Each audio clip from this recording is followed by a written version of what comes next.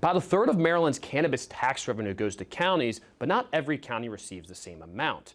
The Community Reinvestment and Repair Fund is allocated based on the number of cannabis possession charges in each jurisdiction over the past 2 decades. We asked each Maryland county how much they receive through the fund and what they're spending it on.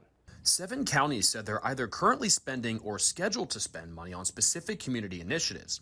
Anne Arundel, Allegheny, Baltimore County, Charles, Harford, Queen Anne's, and Wycomico.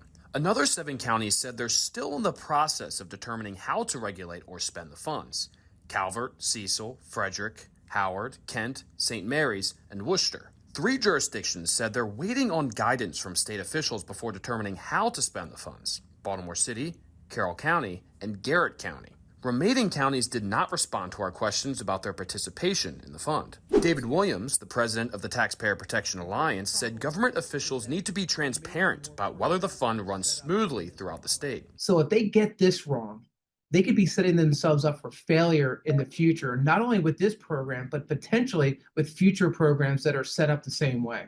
Programs backed by the cannabis tax funds varied county to county, but largely focused on education, employment, health, and housing. Maryland counties with higher levels of spending tended to be rural. Wycomico County Executive Julia Gordano told Spotlight on Maryland that her county spent more than $500,000 from cannabis funds in fiscal year 2025, with another $1.38 million scheduled in the new fiscal year. The funds back programs for disadvantaged populations. This includes Habitat for Humanity, mentor services for teenage students, and autism evaluations for infants and toddlers. Meanwhile, a Baltimore County report in December detailed how it spent only $350,000 of its nearly $11 million cannabis tax funds, which it used to boost its freezing weather shelter. Queen Anne's County detailed nearly $600,000 in spending of cannabis tax funds, which supported efforts such as minority entrepreneur trainings, after-school programming, and homelessness prevention.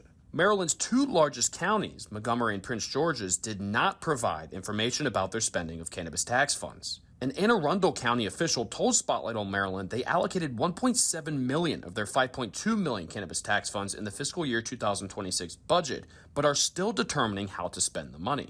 You can read more on our website about how Maryland counties are utilizing cannabis tax funds, and we'll continue to track how these tax dollars are spent. For Spotlight on Maryland, I'm Patrick Huff. I'm Kai Jackson. Thank you for watching. Here's another video to watch. Also, please take a moment to subscribe to our channel.